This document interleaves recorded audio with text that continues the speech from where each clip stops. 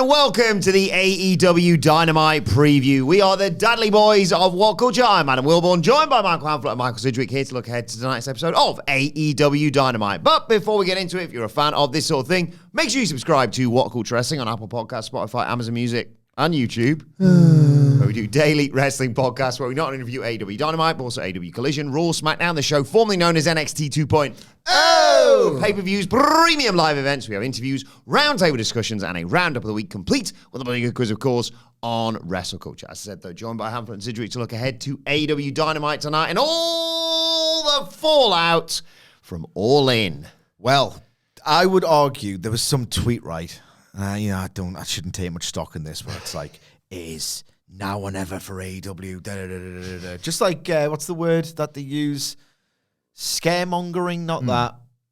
Sensationalizing? Something, yeah, just something of that ilk where it's like concern trolling. Okay. Because I don't think this person was particularly enthusiastic. What if this doesn't work out as we all want it to as a group collectively, yes? Yeah. So there's a bit of concern trolling with this tweet. But hyperbolic as it was, AEW's definitely got this, well, we're here to stay. Like the relationship with Warner's going really well. They've found the floor of viewership and attendance, and it's pretty damn good for a healthy number two. Like, there's no catastrophe imminent if this momentum is squandered, I don't think. No. I think look at my goddamn replies in August 2023. There are people who will race to the defense of the worst stuff that this company could possibly produce, and there are enough of them to sustain a number two. Yeah. Especially now that they are in the building that they're in, which we'll get to. Having said that, I've said all along that this was...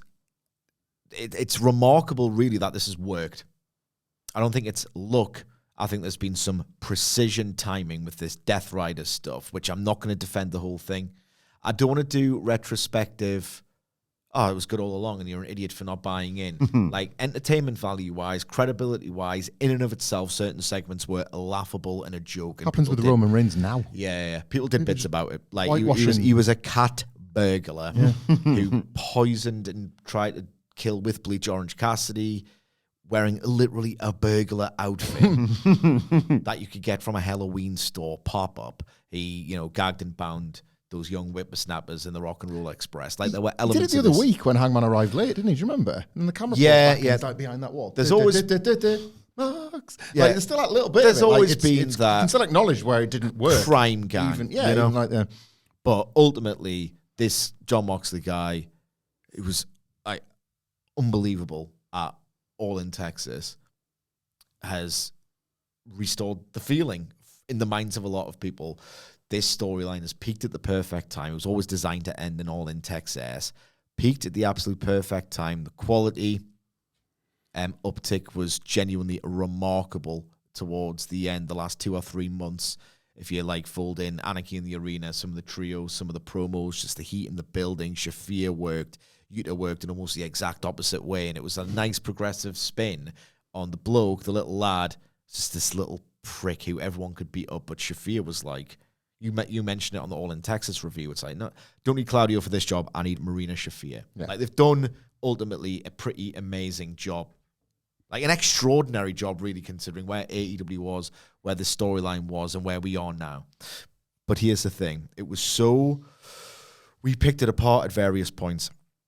This was so ambitious, and I can't believe, really, that it's worked genuinely, that we said, I know ultimately every single pro wrestling storyline, to some extent, it's certainly every main event wrestling storyline, exists to make money and, by extension, make the product look good.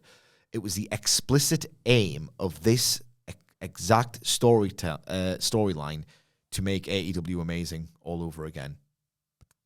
I can't believe they've kind of done it.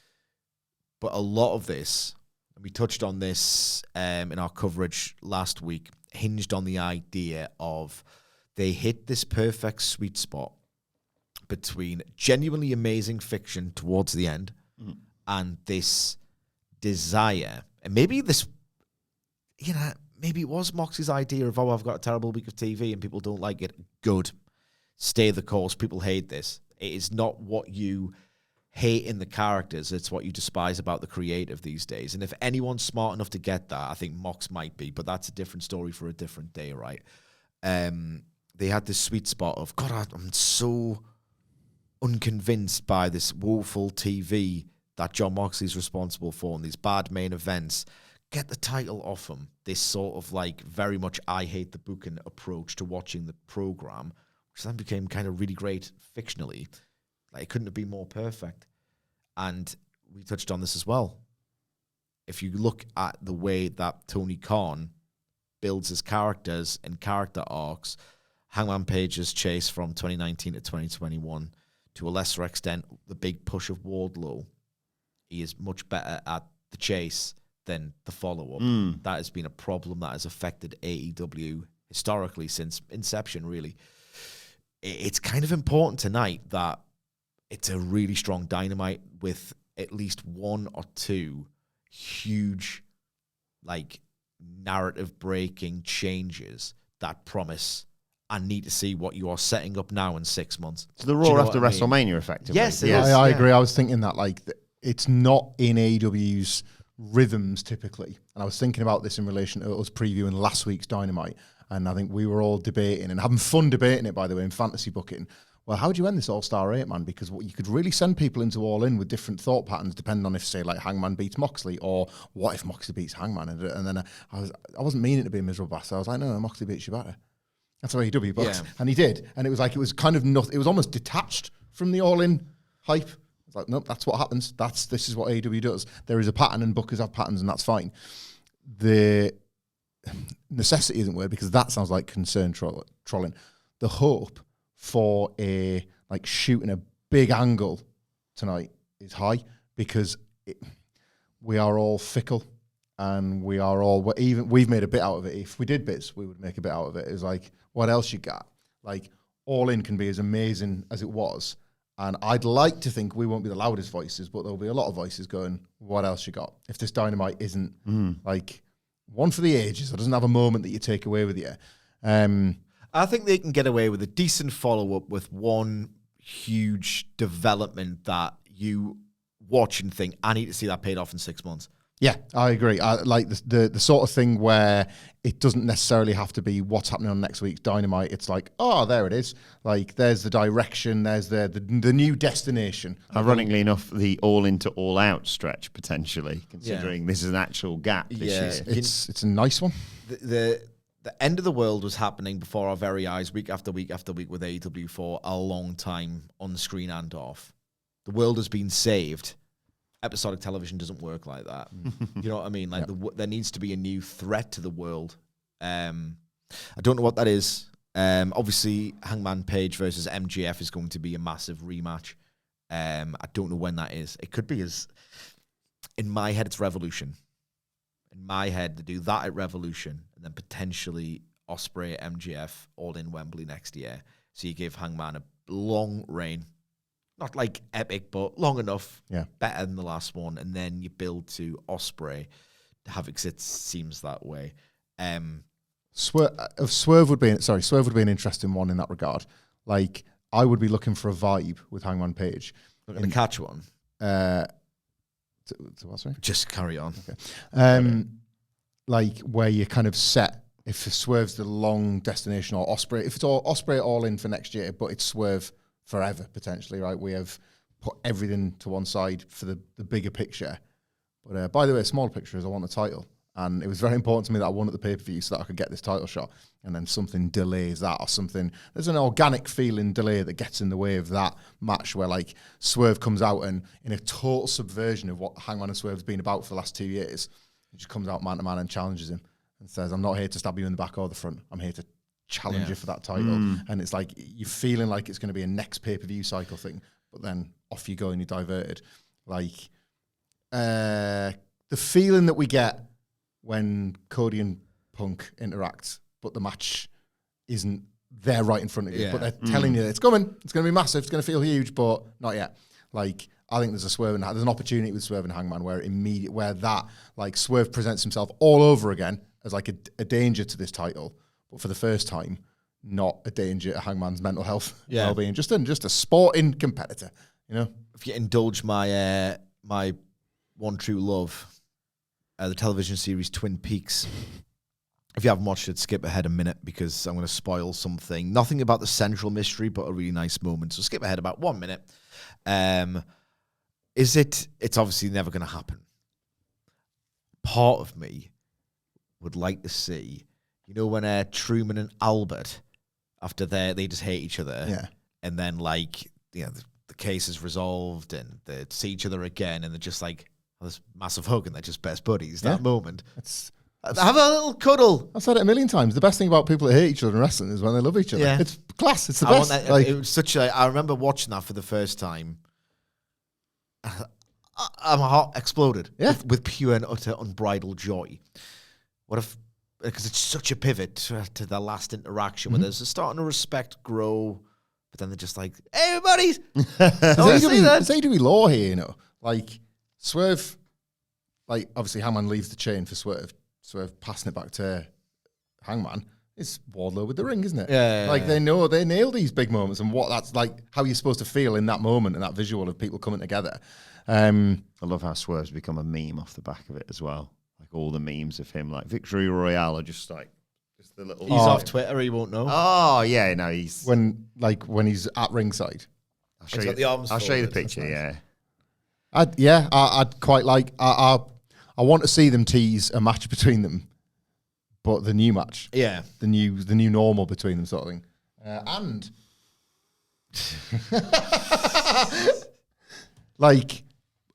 what I like about that finish is that while we're all celebrating, I'm going to invoke Seth Rollins, but a better version of it. Why? I'll tell you why, Sid. While we're all celebrating how everything is perfect, and while Cody is on the shoulders and everything else, Seth Rollins is being carried out because he's had his ass kicked for the 15th time that night, and Kevin Owens has got to carry him at the back. Hangman's buzzing. Swerve's a meme. Everything's great. Will Ospreay's in the hospital with a broken neck. Yeah. That's quite nice. And nobody cares. Nobody's bothered yet. And the idea that that's going to be a detail or hope Will's all right. Nobody's sent any cards or letters to old Will Ospreay yet because we're all at the Hangman Page party. The Death Riders have left something. Yeah. And two big baby faces in Joe and Ospreay. That might be a practical reason why Ospreay's been written off. Maybe he's dealing with an injury that we don't know about. Maybe he just needs a break. I mean, he's been running up and down those roads as hard as anyone ever has. Running up and down those clouds. Yeah, I'm talking about his New Japan run and all the rest of it. Like maybe his body needs a break. Whatever. I'm not. Speculation would be silly here. But his commute is a transatlantic flight. Yeah, I know, every 4 days. It's insane. It's ridiculous. Well, his brain must be soup. But you just sorry. I know I'm a bad interrupter. I'm excited. I'm excited for your little show. Shut up, you prick. That in itself, the fact that they are going to presumably, I mean, it's a Pillmanizing angle in wrestling. He's probably just going to be on Dynamite this week. You know what I mean? Ow, bruv. Yeah, you know what I mean. But otherwise, I'm fine. Yeah. There's a specific injury, wasn't it, that they targeted? It wasn't like his back or his legs, was it? It was what would he say? I don't know, Hamflet. What would he say? My man crushed his larynx. Yes, correct. The fact which that is also connected to this part of his fucking Christ, part bro. Of this part of his body. So how would Will say? Like he was selling it. Oh, a fucking neck. That's what I was aiming at. Anyway, the fact that they have written off Will Ospreay is itself an indication that, if it's a choice or whatever of we're taking something away from you because we have learned that we need to promise things on the horizon. This era of this really ultra defensive. We're the best wrestler. Another great match. Obviously, there's going to be great matches on Dynamite, but they're really relearning that. Oh, hang on, people really do want storylines. Like, they really do, and I know what I sound like here when I say that. Just random bangers on Dynamite. It's boring, isn't it? They've told stories across every single episode of Dynamite. In fact, they have told way too many over the years. But the emphasis on the art of promotion and build is really starting to come to the fore of their thoughts, I think. What do you do with Hangman Page opening this show then? How would you like to... Well, where is it though? That's where I've forgotten. Well, this is, the start of their Chicago residency. They are at the Byline Bank Aragon Ballroom in Chicago, or as I like to call it, Byline Wank Aragon Lots of Ballroom in Chicago. Yep, very good. That's good. 6 shows we were talking about before, weren't we, Siege? Yeah, so 3 Dynamites, 3 Collisions. I think so. I'll double maybe check. an ROH. I don't know. Either way, they're there for the next wee while. I've Google imaged this at a cursory glance, and my thorough findings are, I don't know. What's the attendance? Well, it's deliberately set up for 1,200. Okay. Which is fine. If they can, such a trite comparison, but they want that ECW arena feel where there's more people than there would be in an indie, but it's intimate and hardcore and everyone there's going to lose their minds. It looks a bit like the real stuff. Might be a hot ticket. 1,200 people in Chicago. That there might be, demand. Like, I couldn't get one. I want one next week. There are Chicago, 2 available Two tonight, available. according to WrestleTix. like- You'd hope that the people who have nabbed the tickets early are the most enthusiastic and therefore the most loud. My only concern about this is that there ain't no bleachers. And I was at the esports in Arlington last year when they first experimented with smaller venues and indeed a residency. Hologram season. Yeah, hologram season. I liked it. I would have liked it more if it had that bleacher quality of the old ECW arena where you can see, I don't know, I don't like looking at the front row and then hearing every other row in the darkness. There is a pretty looking balcony. I hope they make use of that in the aesthetic setup. But the best case scenario is that you've got 1,200 of the most ardent fans in one of the most passionate markets, making it feel like this, I don't know, like this hot promotion that people are very, very enthusiastic about. You were right, by the way. It's Dynamite Collision 3 weeks back to back. I've got some terrible news, though. Oh. Collision's on Thursday night, so unfortunately, with the way our schedules run. Yeah. All 3 weeks. No, this week and the final week. So back to normal next Saturday, effectively. Okay. But, yeah, I mean, the Chicago crowd's going to be awesome, isn't it? Often are. Tell you what, it's quite something, isn't it? Hangman Page having his big title celebration in Chicago. That's quite cute. That's just cute funny how way, that's worked out. I don't think they'll dwell on that in any regard. It's just funny how that's worked. I think he's going to open the show. I think that's all been but announced. Yeah. And he's going to get an absolutely massive reaction. So loud, I expect this to be. Don't know why I'm talking like Yoda. That it will help with the contrast and the down-to-earth feel of we're going from the biggest domestic stadium / building we've ever ran, and we've made it look like there were 35,000 people in there, even though there weren't, to, there's 1,200 people in this really intimate thing. A reality check about the true scale of AEW in 2025. But if it's loud enough and hot enough and it looks pretty enough, I'll stop caring after 1 minute, if I even care then. I think it's really helpful for Hangman Page, this. I think the narrative is totally different from the first time he won the title. So not only do you have the opportunity to learn from some of the mistakes you made with this babyface champion the last time, it's not the first time, so there's a lot of pressure off. There's a lot of pressure on the champion winning the belt for the first time versus the subsequent reigns. Well, it's like Newcastle in the League Cup, isn't it? Because in 2023, we lost the League Cup final. The League Cup final. And after we won the semi against Arsenal when they got absolutely thrashed, there were some of the lads were interviewed in the post-match, and they were just visibly so much less yes, we're going to do it. They were composed. They knew it was less of a novelty, less of a event. And they were saying things like, that so much more goes into it than you could even imagine. Like Kieran Trippier was saying, the amount of times I spent on my phone just trying to get access for friends and family and tickets and all the rest of it, because it's just routine when you're at your home stadium. Just speak to da-da-da-da-da. It's a whole new thing. He said he spent more time trying to arrange tickets so everyone he knows could come than actually preparing on the match. Yeah. So he said, but it's a similar thing with this, where it's there's probably so much more that goes into being champion than you could ever realize. Well, if you're Hangman Page in 2021, you've just your victory has been the payoff to the storyline that has defined the entire company. That's not insignificant pressure. You are still working building to building in terms of how hot you can keep the territory. And it wasn't necessarily even Hangman Page responsible for that, but nonetheless, he's the champion, so you wear that responsibility nonetheless. And it was a hot time. So he's like, well, I hope next week's building's as hot as this week's building, and so on. I hope they don't start cooling because that's the pressure on me, all that kind of stuff.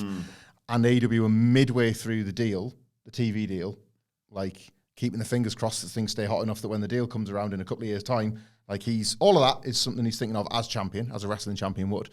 This is totally different. Like, they've become far more realistic in the way they set their expectations in buildings. They've got the deal. They've only just started the deal, so this is the furthest away from having to worry about what the state of AEW is in terms of being a moneymaker in the next set of negotiations. Like, it's not pressure-free, far from that, but it's a different and I think healthier kind of pressure. The pressure on Hangman Page now is not to be all those things that he was in 2021, but to simply be the best version of himself, which is historically what's earned him the chase in the first place. The reason that Hangman gets this spot is because of all the stuff that he does right and creatively they do right with him on the way, not so much what happens when he gets there. And it's not, we've bemoaned it in the past, but it is also slightly easier maybe to sort of portion it out as the new champion, whereas there was such a vast gap between we've had this huge show, and they had television specials and other things going on there, but it was always like, a few months gap. You can now be like, right, I'm champion now, got the residency here, got Forbidden Door in London in August, then to Toronto All Out, and we know sort of vaguely MJF's in the future, and you've got all these established links already. Like, it's less of a just sort of overwhelming burden. I think so. I'd agree on that. Yeah. On the subject of, I guess, hopefully lessons have been learned, I remember the last time MJF was in this position, having won at All Out 2022, that chip. Yeah. Comedically oversized chip. Can you remember they treated people like babies? I saw one tweet, I can't remember who it was, where it's like, I've got object permanence now. I'm well over 3 to 6 months old. I don't need to see MJF in the, where was he in that sort of executive bar? Suite, wasn't he? I don't need to see him in that suite every 10 seconds when other people are trying to cut a promo. They were very heavy-handed with the idea of, all right, well, it's time for him to win the title. It's time for him to win the title. Hopefully it's a lot more subtle this time, to the point where it's not distracting you from what's actually happening on TV. Because they did that Tournament of Champions post-Brawl Out, where everyone who's been a decorated champion in AEW in all the pairings were revisited and whatnot. And it was like, it doesn't matter because MJF's going to win whoever wins that. That's been another problem with AEW that you'd like to see dealt with. You have to show people what's coming. As I said at the start of the podcast, you're gonna have to show people what they think is going to come and make them want it, but don't batter them over the head with it. Does Hangman get interrupted / challenged by Zack Sabre Jr. tonight for a champion versus champion, no titles, but it's in London, where I live, Forbidden Door, and it's a bit of a one-off, all bets, and it kind of like takes that pressure off, because MJF is like, Forbidden Door can kiss my ass, actually. I'll get my title shot when I want it. You fanny on with your mate Zach in this champion versus champion. It's a bigger main event on paper than it can be in a storyline, realistically, but they've both got belts. They're the top guys. I don't think they've really touched on it since Hangman got great. Yeah. But I don't think that's happening, because the only match... By the way, for context, Hamflet does not know the only match that has been announced because he's off Twitter. Yes, and we told you not to find this out before we came in here. Yeah, my other question, big question regarding tonight's show is going to be what now for the Death Riders? Well, what we know is going to happen is tonight it will be Hangman Page, Mark Briscoe, and Powerhouse Hobbs versus the Death Riders. Gabe Kidd's getting a title shot at Forbidden Door. Oh, maybe, yeah. But they can't pin Hangman the show after he wins it. No. Who are in the Death Riders? John Moxley. Mox, Claudio, and Yuta, I believe was the graphic. Right, yeah. Let me double check. Hangman pins Yuta. Yeah, probably. Yeah. It's one of those, right, where... Or Mox gets killed by the Death Riders, the other suggestion I've seen, by the way. Not yet. That's happening, but not yet. They're going to tell a nice story with this collapse of the Death. Cincinnati Dynamite, Blood and Guts, something. There's something big cooking up there. And that's the thing. I saw this match graphic announced when I was scrolling through Twitter either last night or this morning. Yeah. And my first impulse thought was, what? But then I thought, hang on. Because then I was scrolling through the old timeline, and everybody else's first impulse thought, of course, was, what? Which made me think, AEW are ahead of us here. Yeah. They must have a plan, and it's best to trust them. And this is another part of it, trusting the process of this. If this comeback is actually on, Power is back, this was sort of almost a throwback to a time of, why are you doing this? Oh, having watched it, it was goated. That's why you did that. It happened a lot during 2021. I wish I had an example to hand, but I don't. This feels like one of those of like, I'll just trust them.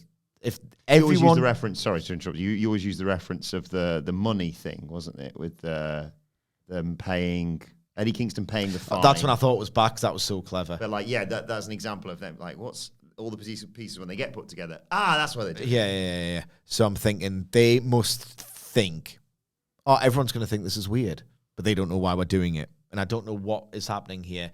Maybe... It's not just good. It's not just It's really good as well. The champion has won and he's wrestling. Is this not a direct response to the fact And Mox where's Hangman? Remember that? Yeah, I do remember it. That is a part of it. This is good. Like, It is good. I would say, I think because I know it's like this metaphorical thing. Like Jon Moxley did not pass away. Jonathan Good is still with us. But the idea is they treat the Texas death as like there's a death scene in these matches, ostensibly. Yeah. And for a little while, the character who loses dies, or you at least sell it. It's meant to be, if you look at the blood and the death of Jon Moxley, it's kind of weird that he's fighting fit days later, you know? The character looked like he was dead. I don't know. At the very least, you could make the argument that if you don't sell these matches is like taking years off your career. I mean, we'll come back 4 days later, but it catches up or whatever. So I understand why people are like, I wouldn't do it yet, but AEW must think, everyone's going to think this is weird, but they don't know what's going on. So what is going on? I guess that's our job. I love this. This is like Jon Moxley's desperation to be like, I'm fine, actually, shut up. Versus the honor of Hangman Page being like, well, so am I. I'm the babyface. Yeah. Like they're flexing the same muscles, but one's doing it as a heel and one's doing it as babyface. Yeah. What do you mean you're fine? Like, I'm the world champion. I'm fine, pal. Like, I really love that Jon Moxley would be. I can buy that he gets backstage and he like, why is nobody talking? Claudio, problem? Problem? Yeah. Like Marina, thanks very much out there. Fat lot of good these. Like snapping, pissed off. Like, and he immediately like. One he is now. Call in Tony Khan. I'm working. Like, find any three. We'll fight any three. John Hangers said, yeah, I want to work the show. I'm the champion. Me too. Yeah, but good. Actually, that's who I wanted. I buy that. Like, I can completely in headcanon see why Jon Moxley would, like, not want people to remember the fact that he was there panicking for his life. Yeah. Because it means nothing. What, you fools? You don't get it. Like, it was one time. Like, I love that. It's like he's lashing out. Yeah. By wanting to work I like that interpretation as well. And Hangman is the honourable champion. I just like that he's wrestling. This is a direct response to me of like the guy that came out with the Virginia for Lovers. Anyway, see you in 3 months. I'm gonna have some classics with Bryan Danielson that'll be remembered forever, but let's just conveniently forget those for the narrative. I do like that take a lot, though. I do like that take a great deal. I don't think we see the Death Riders turn on Mox tonight. No. That's what a lot of people have been saying online. You see a hint. I think you see a hint. Yeah. I think you it's a good story. A hint. Definitely.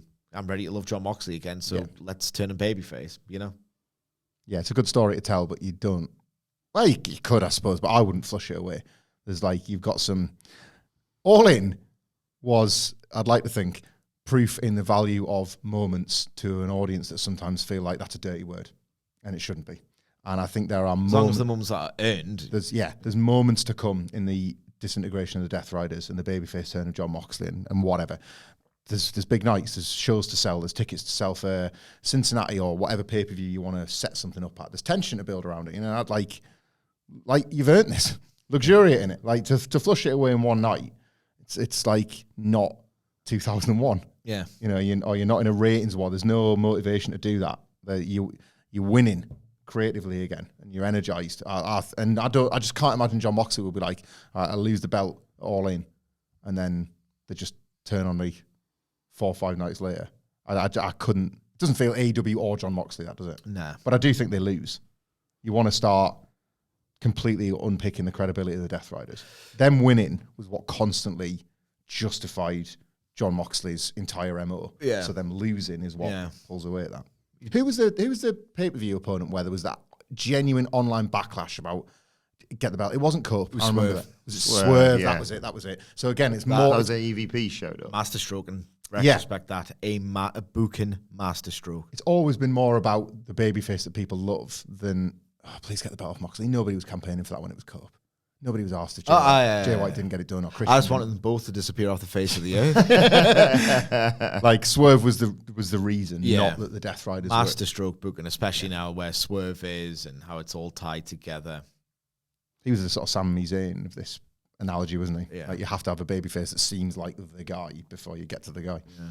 Speaking of the, former EVPs now, do you have the Young Bucks on this show? Do you have them reacting to any of the events that's gone on? They do have limited dates these days. They will disappear for a few weeks, if not a couple of months at a time. I'd like to see the follow-up. That's the thing. I want to see... I sound like bloody Hamflet here. I want to see I want to see follow-up to all the characters that had what were presented to me and I bought as career-defining wins and losses. And where do they go from here? Because I've got no idea in a lot of cases. Like, no idea whatsoever. You know what teased me with it? The Young Bucks are captured backstage. You might see some of those interviews where it's like, these were captured the night of Allin, Texas, and we're showing you them here for the first time. That's like a device AEW likes to play with, and I like it a lot. I like to see bloodied, battered, sweating, triumphant or battered bodies. It just makes it feel more realistic, you know? Great Daddy Magic promo, I remember. He's done a couple. Yeah. MGF's done one. There's been a few, like Moxley's done some great Kingston. ones, covered in blood. Yeah, some more of these actually across Dynamite tonight. But I want to see one with the Bucks where just a complete ambiguity of get out, stop rolling Brandon or whatever they still do these days. I was just thinking on that. What if they like go backstage or go to leave or whatever, and they're like, "Where's our car?" or something like that. Not their car as in someone's stolen it. Not bloody Death Riders are back to nicking cars now. But yeah, they're like, "Where's our car?" And it's like that was kind of an EVP. That was a bonus perk, thing. yeah. Perfect. I mean, the deal would be, and this is always the problem with the Young Bucks, of, right, the worst has happened to us. We've abused our privilege for too long. Lessons need to be learned. Let's be better people. Don't, because these are better as heels. It would make sense from a character perspective if they teased a babyface turn, and maybe if you look practically at the overall complexion of the tag team division, Hurt Syndicate, fluid but heels. FTR just turned heel. You need a hot babyface team. The Young Bucks are the best and the worst bet because they're just so much better as heels. So much better as heels. And it's worked. Has it ever worked? This, I know Brawl Out was complicated things so much. And maybe we'll have reached a point where all that sentiment's gone. The idea is like CM Punk genuinely at long last feels like a different era of the company. It doesn't haunt it in the narrative to this day, you know. Maybe a lot of the complex feelings and the attached to the Young Bucks, who a lot of AEW fans who liked CM Punk and AEW probably resented and weren't too happy to like very enthusiastically receive the Young Bucks as baby faces in 2023. Hence why that didn't really work all that well. Maybe sentiment has changed and people have realized, hang on, the Bucks are all the way back in terms of passion, creativity, like output, worth. I'll go with them again as baby faces. I can't see it, but it would make sense. I like the tease, and then it'd be like, we can't just put ourselves in title matches now, no longer EVPs. We need to work our way back up. The first bit of adversity there, just like, we could cheat. Yeah. To win. I disagree slightly. I think I'm over that. I think knowing the gags a bit. I felt this when we disagreed slightly on the quality of the limo skits the other week. I realised, like, I think I'm over this. I get the gag. I've had some fun with it. There was a whisper a few weeks ago that there was discussions about bringing back Being the Elite. And it was just a thing on one of them like rumor aggregation things. It was as I was looking to aggregate some news that day, and I saw it. And that's nothing, but it's something. It's been gone away a long time. Senior aggregator Michael Hamflett has come through with a scoop. I was looking for things to not steal. And it was like, it died a very slow and protracted death, and you had Be in the Dark Order, and then you had just things just die, and that's okay. It was long dead before CM Punk turned up in the company. Yeah, exactly. The Elite, all 4 of them, 5, however many there's been, the Elite think big. That much we know. Kenny Omega, Hangman Page, the Young Bucks, they think big when they're telling their long-term stories and they want to portray a character going through a change or going through something that can ultimately feed a storyline for years to come based on certain things that happen. And so your point about ultimately what Brawl Out did to Omega and the Bucks as a trio, Omega lost the title to Hangman Page, took the injury layoff time, but was destined to come back as a massive babyface because it was like the kingdom fell around him. He had become the biggest, most obnoxious, daftest version of himself as a villain and had to be toppled, and then went away to the point where, I just love Kenny Omega. It's nice to have Omega back. Yeah. He's never going to come back as anything other than a babyface. I wonder if, because the same thing has happened to the Young Bucks, toppled from the very top, from the highest of height. The limo got squashed on Thursday, illustrating what's about to happen at the pay-per-view, and then they lose their EVP titles, and with it, all the status and everything that they craved, and what they would say in kayfabe, the reason they set up AEW for was to become rich, and in fact, not kill the business, but to become millionaires off it. What if this and being the Elite are tied together? And what if they tell this story where they have to feel like they have to become road warriors again?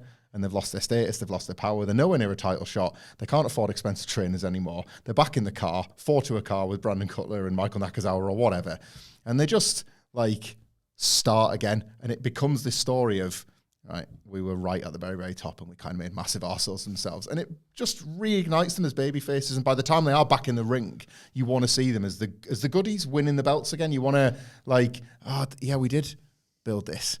And then we became massive arseholes, megalomaniacs, effectively. Okada could disown them. Yeah. Tonight. Yeah. Perfect. I don't need anything. That's a great divide, right? He's already got Don Callis. They've built that already. Yeah. Maybe it wasn't just a one-off thing for... Maybe this is one of those things where it's that's why. Not just to get Callis involved in Omega's business again, but I love that. I love that. A video of them in a car, and it intentionally looks like it's being shot on a phone. Maybe it is being shot on a phone. And they're in a car, and it's and they're not in flashy gear or anything. They're just in their workout clothes and an old Bullet Club shirt for a little bit of lore. And it's hey, Matt, tell them where we're going today. They would start those Being the Elite, vlogs with basically. We're going out to do a bit of thinking, get a bit of space or whatever. And that's all you know. The Young Bucks are going out. And then, I don't know, next week the phone camera's there, and they're just out in the woods. And it's how's it going, Jack?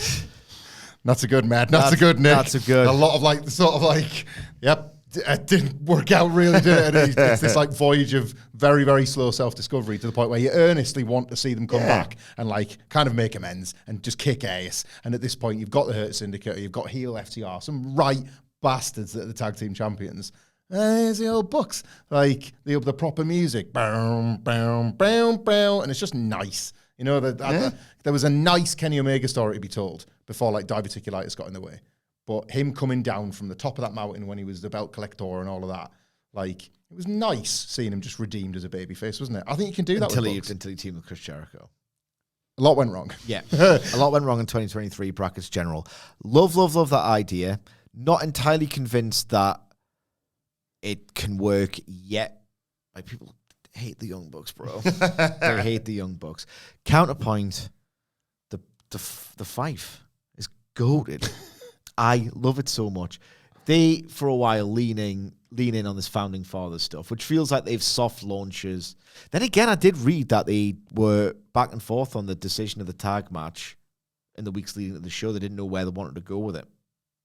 That's every post-pay-per-view Ospreay match discussion these days, isn't it? Yeah. It's every way that wrestling books now. You know what I mean? It's Hanger and Ospreay. This idea Ospreay of this huge Swerve. 2-year Bible that AEW was implanted because of the fact that they actually had one doesn't exist anymore in any promotion. In neither of the two promotions worldwide. All the wrestling. Yeah. We talked a bit yesterday about a man we are now dubbing Good Hope Cope. Adam Copeland returned at All In. We sort of speculated on his moves on the news, myself and Andy, with a view to that being a big match at All Out. Obviously, FTR versus Cage and Cope. Yeah, when's All Out again? I think September 20th off the top of my head. Right, that's ages away. Yeah. But that's enough time to make Christian Cage not feel like, how can this dude be a babyface? Yeah. Now they answer the question of, how can this dude become a babyface? That's plenty of time. Seems like the likely destination. I don't know how they get there. Like Christian Cage apology tour? Or Christian Cage... How can we link it to fathers and their deaths and all that kind of stuff? What if they just do some honest to God? And I can't believe I'm, of all people, saying this. Skits. Where there's a skit with Cope and Christian Cage, and it would be very contrived. All the fathers, the deceased fathers of the wrestlers that you invoked to try and just intimidate and terrorize your opponents, just to be an arsehole. And they're all buried in this one cemetery. You know what I mean? And go around and say it and do the whole Steve Bruce of, sorry. Here's the thing. I don't want to see, genuinely, this version of Christian Cage earnestly find himself and become a better man. That kind of story of redemption. One, you've done it with Hangman this year. You ain't doing it no better than that. Two, as classic a wrestling story as it is, to a degree, the wrestling, the two majors have hammered it in recent years, you know? Yeah. When I look in that mirror, you know, I'm trying to be a better guy. And there's the redemption. I'm over redemption. It's the storyline theme of the decade. Yes, it is. It's just of the 2020s. It's that. That and the idea of the company is bad, we need to save it, or we need to make it keep being good, this company, you know? Like Seth's doing it, Mox has just done it, Roman had done it. Cody, he's so good at it, but his idea of being the quarterback for the sake of the company, what about your own individual ambitions? I don't know, I'm over that as well. I don't want to see Christian Cage redeem himself as a man. The idea is to make him an entertaining babyface and all will be forgiven, you know? Just hang a lantern on the idea that you're a complete arsehole and that you're going to be less of an arsehole and be entertaining with it. And if you're entertaining, I'll enjoy you as a babyface. That's how we need to do this, genuinely. We can't have an earnest story, but I think Christian Cage, who Tony Khan loves and will have his own influence on things, if Cope would pitch to him, we need to tell the story about how you're a better man. I think Christian Cage, and I don't know either of these people or any of these people, but I think you would say, no, you idiot. I'm not. Like when you I like the line, go find yourself, because Christian Cage's self is not a good egg. It's like a funny, piss-taking, pain in the arse egg who we like. Yeah. Like I said, after if they make their way further enough to where ultimately the best case scenario of CNC, I guess, and I think most people would agree on this as well, is them doing a 5-second pause before the FTR match, all outright, and like finding himself is not like becoming like Edge. Becoming this great guy. I need it. Like, if anything, the best Christian would be like, Cope, mate. You know, when you go and do I need it, you look like wanker. Yeah, because that would be their bond, right? Like, and that was always, Christian was spikier. Yeah.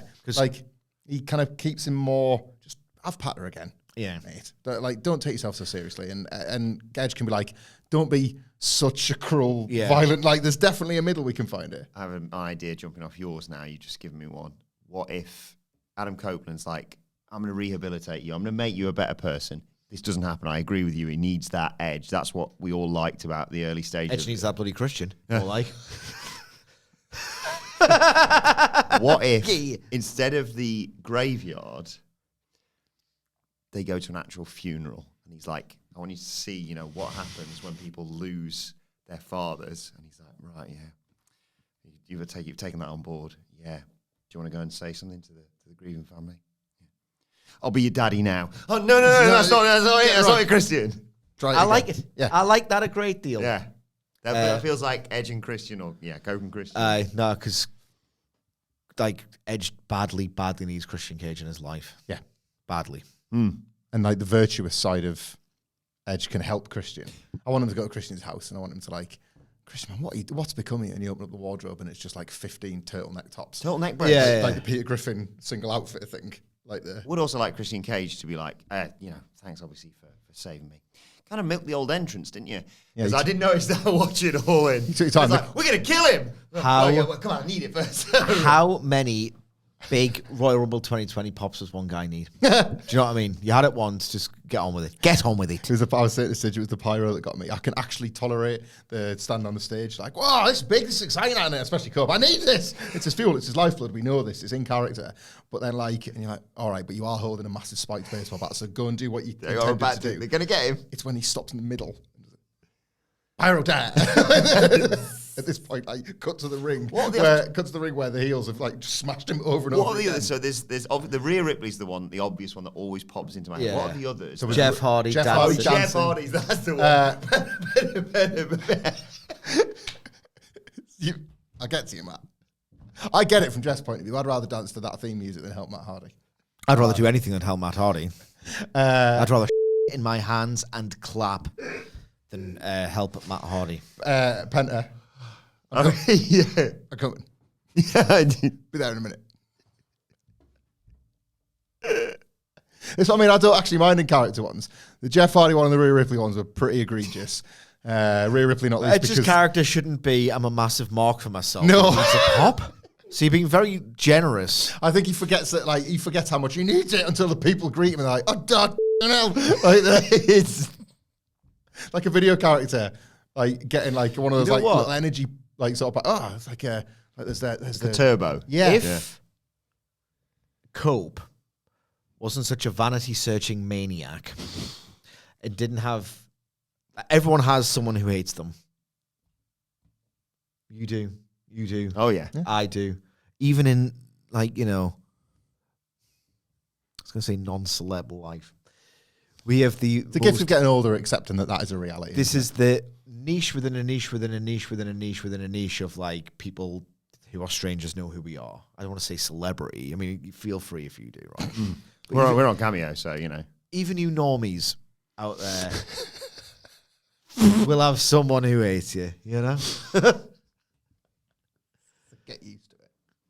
But, like, if I typed in, like, whatever, I mean, there's been times I've, like, tried to look for Sidgwick, WhatCulture, then name of the article, keywords. Yeah. Scroll down, Reddit. Sidgwick's a any. You're the f***ing stupid arsehole who thinks Malachi Black's word should be taken at face value. You're stupid. And you're questioning my takes when you take the social media comments of a professional wrestler at face value and think Malachi Black's not going to the Fed. Where is he now? Can we talk about wrestling? Where is he now? I mean, he's not there yet, of course. He's still with AEW Malachi Black. But where do we think he's going? Speaking of those wrestling Redditors, can we take a brief trip just for a second, as I did this morning, inadvertently, into wrestling Facebook, right? I followed a link about a particular news story. When I think about when you mention these wrestling Redditors. Obviously, WhatCulture Wrestling is a page on Facebook that you're all welcome to follow. What I'm assuming, based on what I've seen today, the only credible wrestling page on Facebook, because it was a news story that was following through, and it took me to a Facebook link, and immediately it was just a random set of posts there was no one specific thing, but they're all wrestling themed. And when you mention these like wrestling Reddit accounts, and especially like the House of Black themed ones or the kind of stuff they're into, somebody had made a graphic for the Survivor Series. So I don't want to spoil the Survivor Series for you guys, but the main event is set. Is it Karrion Kross versus Malachi Black? No. It's a 3-way War Games match between 3 teams of 5. How's that going to work? You've got, of course, the original Bloodline, understandably, which now features Jacob Fatu with the Usos and Roman Reigns. You've then got the MFTs, the old clown car of Samoan leftovers. They're brilliant. Simone and the old Tongas just messing around. I was going to say, like, how many are actually Samoan? Well, yeah, 3 Samoan, 2 Tongas, just whoever's backstage called Fatu. There's 5 of them. Anyway, and of course, the third team of 5 strong. The Vision. So close, but you get the name wrong because everybody knows they're called the Empire, and it is indeed Seth Rollins, Braun Breaker, Bronson Reed, And whom? Karrion Kross. No. Grayson Waller and Austin Theory. You are half right. Austin Theory. And it's Austin Theory and Ethan Page, obviously, the 5 members of the Empire. 5 and 5 and 5 and 5. Facebook's told me that today, so I get hyped. I like how 5 on 5 on 5. deranged match graphic slop of just totally, this isn't happening, you idiot. Yeah. Fantasy booking has found a place. I, on that, because it did exactly send me down, you know, the old one where you would like, back in the day, it was like, just search Cesaro, you'll find 10 fantasy booked WrestleMania main events. Cesaro versus Tanahashi from Dominion 2016, that's what should happen. If you want to save the business. In a spike ladder match. Main event of Payback. So, yeah, it was for Supersize SmackDown. Vince doesn't know what he's doing. I do. An episode of Supersize SmackDown. We all remember... That's why a Daniel Bryan versus Tyson Kidd Iron Man match is going to headline WrestleMania 31. We're all excited for the world title match on Supersize SmackDown between Claudio Castagnoli, Bron Breakker, and Austin Theory, aren't we? I can't wait. Yeah. Someone's got to lead with a belt. Perfectly legal. Before we get to the wonderful timeless Toni Storm, I should mention Darby Allin, coming down from Everest at All In. What do you do next with him? Is it him and Mox spinning off possibly? Yeah, I mean, they have to do that match. Mm-hmm. The whole point is, well, how to put this actually? They were clearly building Mox versus Darby for a big match, maybe the biggest match. He was central to the Death Riders existing, and he was the first person. It was all built around him, and then probably plans changed. I'm doing Everest. It's like, this year, really. If you want, you can, but we can't wait for you, blah, blah, blah. But they have to do Darby versus Moxley. Moxley should be furious with Darby. They've got more than enough reason to hate each other to begin with. What if they build... When's Wrestle Dream? When's the Seattle show? That's usually October, right? I'll find the date of last year's. Might be easiest. Because they could do Darby versus Mox. This is the last heel Mox match. October. Darby beats him. Says, been through it all. Stop being a knob. Go find yourself. Go find yourself. Shake hands. That's when the Death Riders can do a bath. I don't know. But Darby versus Mox is the direction, surely. When could they do it at All Out? 2 months between big now match, and isn't then. it, for All Out? Yeah. I suppose they could do it for Forbidden Door. It's not so much the versus card it used to be, is it? No. You can do whatever you want on that show. But like, I just feel like Moxley would fancy some kind of multi-man New Japan, like 6-man trios or 8-man or something with the Death Riders in it, just to fill the time on the show, really.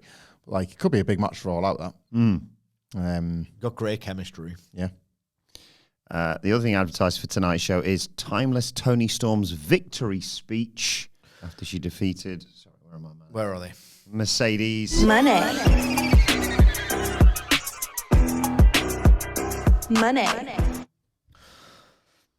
I expect this to be brilliant. Got Athena obviously waiting for her as well, down the road, potentially. Yeah. I don't know when they do that. TV special, or could she capture the title even? I don't know. It's a potentially a big match. Maybe they start building to it tonight. Maybe Toni Storm, who just says something that makes me piss myself laughing every week, but she can also move me as well. Maybe she'll cut this incredible speech, and then just when you think it's going to happen, you're going to get that big reaction and the celebrations. Athena comes in and kicks her ass for the heat. Maybe it's a bit early. Forbidden Door complicates things. I understand how the schedules work out and such. I wouldn't do this quasi-canon show immediately after the show where it's like, I'm interested in where all the characters go. Oh, they're going on a side quest. You know what I mean? It's not ideal. I tell you who almost certainly, without me checking this, must have law with Toni Storm and would fit great as a Forbidden Door opponent would be Alex Windsor. I was just thinking that because I was straight thinking... off the back of a hot start in AEW, and they will definitely have had past stuff. Yeah. Definitely. What's Toni Storm's catchphrase? Chin up, Tits out. and watch for the shoe. Who's the world of shoes?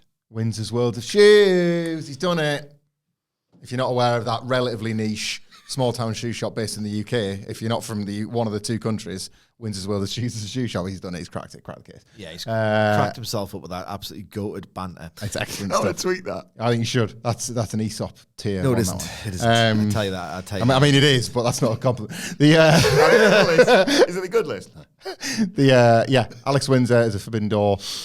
It's hot in the building. Good, yeah. Yeah, but the hometown. Yeah, they must have interacted. Toni Storm is a UK indie darling, like they must have had a past that you can mine if you want to. Yeah, we can mine it. Like even if one person's got this like superior win-loss record over the other, wouldn't it be cool if Windsor actually has a secret superior win-loss record over on or something like that? When they dusted off that tattoo thing with Deonna Purrazzo. Yeah, there's something. Like that, there must be something kicking around. Surely, like Windsor Brit versus honorary Brit Toni Storm. They fought on the Jericho Cruise last year. Oh, that's quite recent then. Stylistically, what a fit this would be. They just smash the crap out of each other. Like Windsor, like we said it on the Texas review, the All-In Texas review. Like Windsor looks like she will fit this division like a glove. Yeah. Like a velvet glove, if you want to be vulgar like Toni Storm. Yes. Slip inside the velvet glove.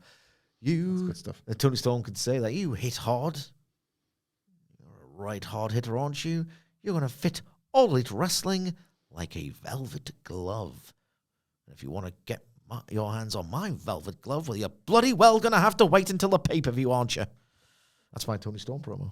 Good. Good I stuff. like that. So just checking my notes. I mean, there's literally only one match advertised for tonight. But, I'll wear your box like a glove, Alex. She could also say that. Windsor's World of Shoes. I'm really, really chuffed with that. Yeah. Really am. Good for you. I'm going to think about that every single time I pass the Windsor's World of Shoes. Now, well done. I've never seen one. That's there forever. Well, they're not. They're doing as well shoes. They're not. You don't get them in the North You East. get some there. They've got some Nike and Adidas stuff at an excellent price considering. Below market value. Where? It's like a sort of another version of Dykeman. You see them quite a lot.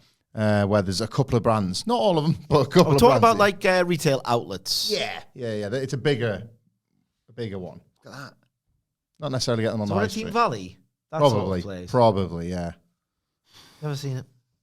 I'll tell you. We'll take you to win. Do you want your trainers? No? Well, we're taking you to Windsor's World of Shoes. No, So you better get some. The thing with trainers is that 100 times out of 100, like online, like some of the stuff that says it's a medium, it's not really. I don't know what's going on there. But a size 8's a size 8, so I just exclusively order trainers online. I like trainer shopping. I think trainers look now. I don't want to attract the ire of Top Dollar. Yeah. Like I'm far from like a sneakerhead or anything. I think trainers look nice. Yeah, it looked like, I called it a shoe-piphany. It's when you see a shoe and you're like, I want to wear that. So I've had a shoe-piphany. You can just go on Google shopping and images and have a look, and you can also type in the description that meets what you're looking for. But this or do you not know what you're looking for? This is why the high street's dead, isn't it? It used to be nice. There used to be an experience to it. Going and looking around and having a nosy and picking your favourite, but that's all gone now. So. I'm You got to get yourself to Windsor. Derelict. Empty. Shutters down. Bleak. I'm also so lazy that I lit my shoes. I wait till they're falling apart. And I'm like, right, I need to go. I'm one of them I guys, had the yeah. revelation. So I take James to football last night, and there's like 2 5-minute stretches of pure monsoon rain, like pure monsoon rain. Oh, yeah. So I'm not caught that last night. Yeah, so I'm wearing my backup trainers as opposed to just the one pair I wear for everything. I'm 39. I do not care. And they were like soaking wet. So I was like, oh God, I can't. What a piece of trash life is at times. I can't put them outside because we're under constant threat of rain, even though it's sometimes quite warm and sunny in England. Nor can I put them on the radiator because I don't put the heating on in July. Even if it's 8 degrees on principle, I'd probably refuse to do it in July. So what do? Just wait for them to very slowly get dry inside. They're going to stink. I think the nearest blast of sunshine, they're going outside. But anyway, You used to stuff from a newspaper. Was that a thing that people used to do? You didn't. Wasn't that when you bought them new to stretch them out? If you didn't want to wear them in, you could do it with newspaper. Okay. I'd have shoved them straight in the washing machine, by the way, because then even if they're wet, they're clean wet rather than rain wet, and then they're going to dry.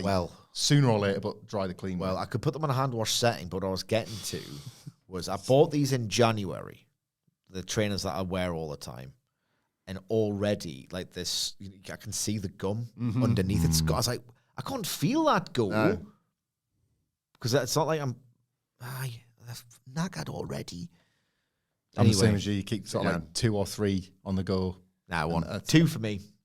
I've got 3 pairs in the house. I've got 3 pairs that have. But 1 I've just fallen out of love with. Emergencies only.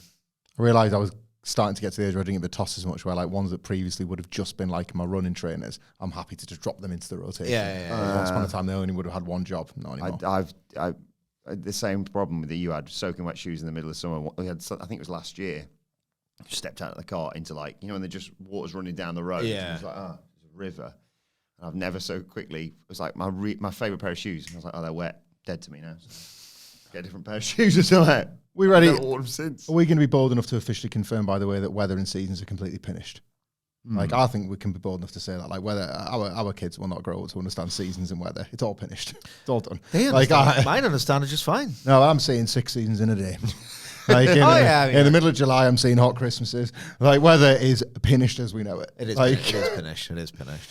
Very tropical now in the UK. What's going on? But as I said, only 1 match advertised, but no ladies in it. So without further ado, before we get to the name of the game, let's get to the aim of the game. Sid. Well, before we get to the aim of the game, there will be 1 women's match on Dynamite. Yes. That's just how these things work. If there are 2, the answers are irrelevant. Should we say that? Yes. Yeah. Also for this week. Also, if we haven't got, do you want to play a game and pick the names that we think might be in it? 2 games because I have got a song, so we will be playing the game. I didn't do that for nothing this morning. I think that's fair. Like, any week that there is 2, that week's game is redundant because they're addressing the problem. How do you want to do this? This is no points on the line here, but how do you want to do this? Do you want to do like, you get 3 goes, usual sort of Prevo rules. You have to stick on one, but it's just someone you think might be in a match. So you don't get to pick the match. Why don't you just make a match with 2 wrestlers, go for me and then him. Okay. Total rando, and then we'll arrive at the answer as we 100% of the time always do. Yeah. I think it might be Aminata, probably. So scroll through the roster page, please. Okay, I'm scrolling. Oh, hang on, sorry. Maybe Athena. Athena versus someone. Yes. Here's your number 1 contender. Here are all our moves. Again, get reminding because they're going to get counted and you want to pop for them. And here's Queen Aminata. Iconic. So just for the admin, sorry, Sid. There we go. Right. Sid, I'm scrolling. It's scrolling through the AEW roster page right now, is it? Okay, stop. Pick a number between 1 and 15. I'm going to go with 6. That's Madison Rayne. Absolutely never again. Twist. Can you remember her stuff? You see Josh Matthews is a guy now. He got hired. As long as I don't have to look at his face or hear his mouth, I'll be happy. Good. Stay there. And Madison Rayne can make each other cups of tea for all I care. I'm sure she's a very good coach. Her matches were diabolical. Twist. Scrolling again. Stop. 1 to 15. 14. Oh. Might have to go and get the medicine from downstairs, Hamlet, because he's picked the toxic spider. Tekla. Sticks is class. Yeah, we're Tekla guys now. I'm Tekla guy. Well, maybe I'll get Queen Aminata after all. Stop. Oh, yeah. 1 to 15. 2. Marina Shafir. You don't want to beat either of those. Nah. Twist. Okay. Stop. 1 to 15. 4.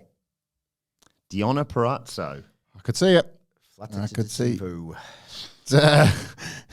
Shopping very good. Yeah, Tekla Diona Perazzo sure sounds like something you would book. No, I'll twist. Well, not really because Diona Perazzo's in it. Yeah, where is she? I think I get the distinct impression that. Right, okay. You know what? What's happening?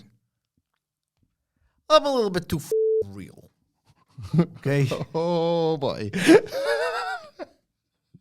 I'm taking the piss. Okay. But she's been pretty rubbish. Yeah. Odd highlights. Yeah. I think one of the Thunder Rosa ones was decent, if I recall correctly, in the interest of fairness. Considering she presents herself as a virtuoso, a great wrestler, she hasn't been good enough. And I think Tony Khan has realised, I don't think you're that good to be, you're not better than like Aminata, Willow, Statlander. You can make the counter argument that there should be way more women's matches, and we will get there. Don't worry, as we do every single week. But like, wrestler doesn't really perform very well. Booker doesn't use said wrestler and use it 11. Yep. Anyway, I'll twist. Oh, sorry, yes. So I'm stuck with this person. Yeah, Tekla. Tekla versus Stop. 1 to 15. 15. Queen Aminata. We got there in the end. We got what we needed. I think we should build it. Yeah. Like, don't touch it for a while. We haven't forgotten about each other. One of them chins the other backstage, and then I want the anticipation. I want to miss the meeting and then do a big match. TV main event, why the hell not? Cut backstage, and in the similar vein to Swerve with the big JCB thing last week, Queen Aminata has acquired an absolutely massive, big cylinder of glass. Traps Tekla under it. Great. Like that. I had to get rid of a spider from my son's room the other night. It was in that little bit between the ceiling and the top of the wall. Mm-hmm. So I went up there with a bowl. That's where they like it. That's where they like it. Went up there with a bowl. This was like 9:45. I think I'd already passed out. I got the paper and it just went bloop, and it just like landed some in the crevices of his bed. And he's like, I don't know where it is. It's like, me neither. See you later, guys. So what do we do? Because he doesn't want to go to bed now. I think I just got the cat from downstairs, scooped her up, went, oh, James, she'll kill it. Went to sleep. It's only a spider. Yeah. Grow up. I love you, but grow up. No, I do that things and I just lie. I've got it. That's what I should have done. I didn't get it. I missed it. It scuttled away. Pretty quick. I've missed it. Gone forever. Oh, a second spider. Like, what's the harm in the lie? Yeah. Oh, you know there was more than one. No, the harm in the lie is, well, what if there's a third, fourth, fifth, sixth, seventh, eighth, ninth? And there always is anyway. You can keep catching them, they keep coming back. Yeah. The aim of the game. Oh, yeah.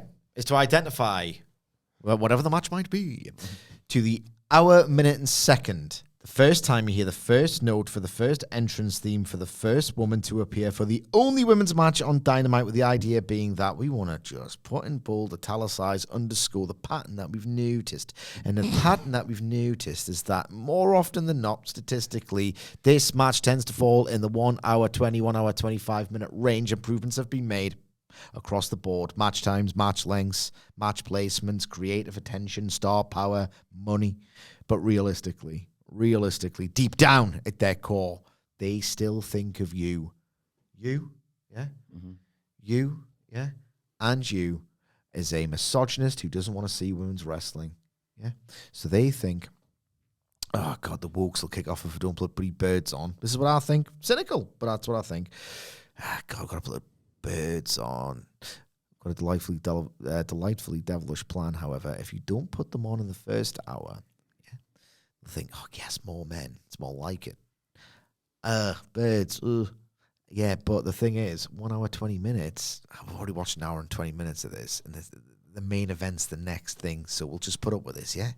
That's what I think's happening. What's been happening all along. Doesn't feel like a passion project, even though recently it kind of does. Just do 2 matches a week on Dynamite so I can stop doing this.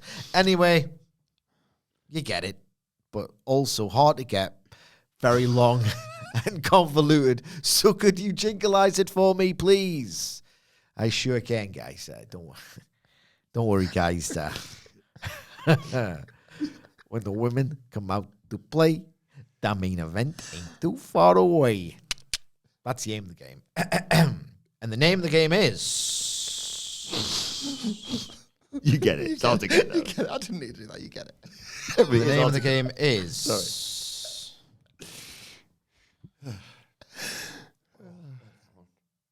You get it. I mean, it's hard to get.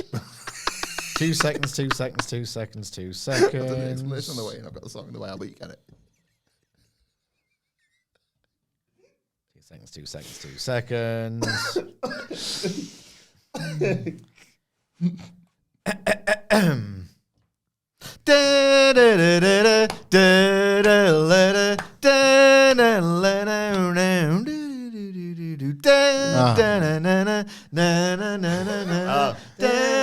It's can't even know.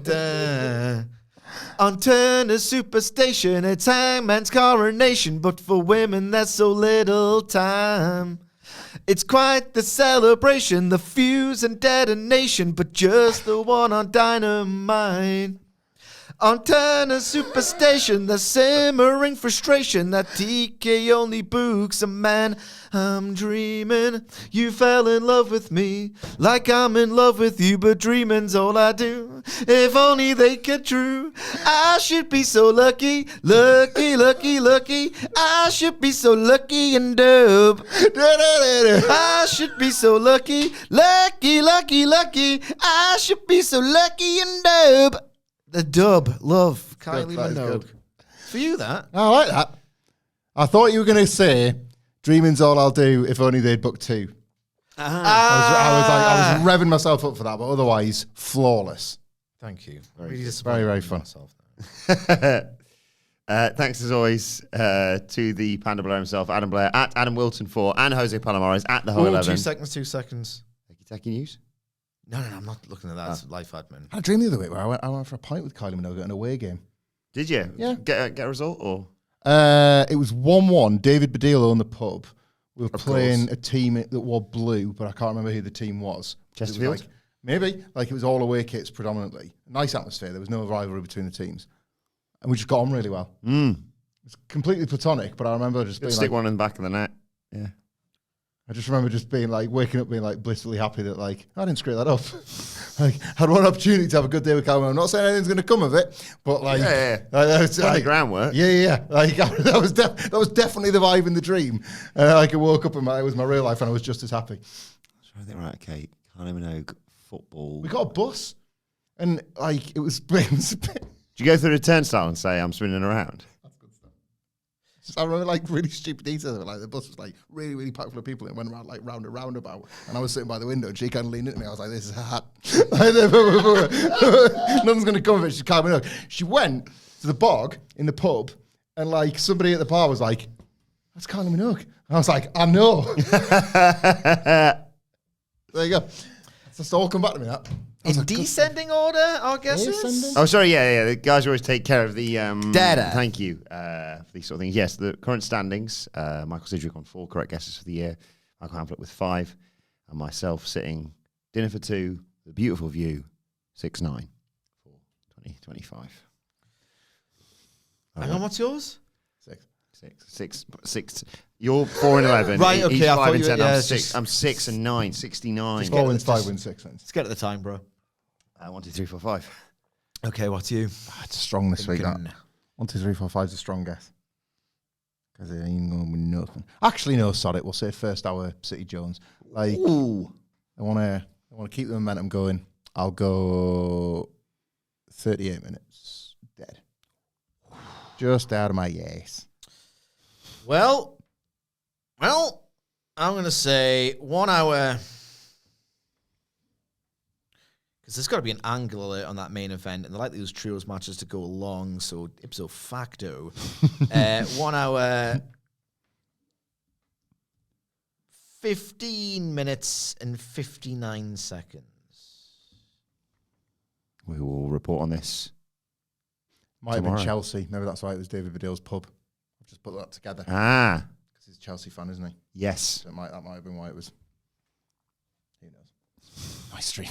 It's one of the very rare occasions where I actually liked hearing about someone else's dream. That. Yeah, it all just came back to me in a flurry there. If only they'd booked 2. I was really proud of myself for this. Because Still good. Don't be hard on yourself. I very much enjoyed it. That was good. That's so good. Yeah. And it kind of it's one of the ones where It's like when I can match every syllable, I'm happy. Yeah. That's a big part of it, isn't it? If only they'd book 2. God, I'm gonna think about that for the rest of my life. The song itself will be on. Turn it off before it gets to the bridge. I cannot listen to the bridge. Turn it off quick. Well, let us know your thoughts on everything, either in the comment section below or on X at WhatCulture WWE. The rest of my life. I love stuff like that. That is so true as well, isn't it? I've definitely told this story, but a podcaster I really like, John Robbins, every morning when he gets a shower, he thinks of Johnny Vaughan getting a shower because of something Johnny Vaughan said in The Big Breakfast once about a story about that exact thing happening. And he said, because he said it on a podcast, one listener will think of John Robbins thinking of Johnny Vaughan getting the shower every time he gets in the shower, and that's it. Forever. Yep, that's how the brain works. Always. Yep. Yep. You can follow Michael Hamlet on X at Michael Hamlet. Follow Michael Sidgwick on X at M. Sidgwick. Follow me at Adam Wilborn. Follow us all at WhatCulture WWE, as I said. Make sure you subscribe to WhatCulture Wrestling, wherever you get your podcasts from. For daily wrestling podcasts, we'll be back tomorrow to review AEW Dynamite. I got the NXT review coming your way later on today. But for now, it's been the Dynamite Preview. My thanks to Hamlet, to Sidgwick. Thank you for joining us, and we will see you soon.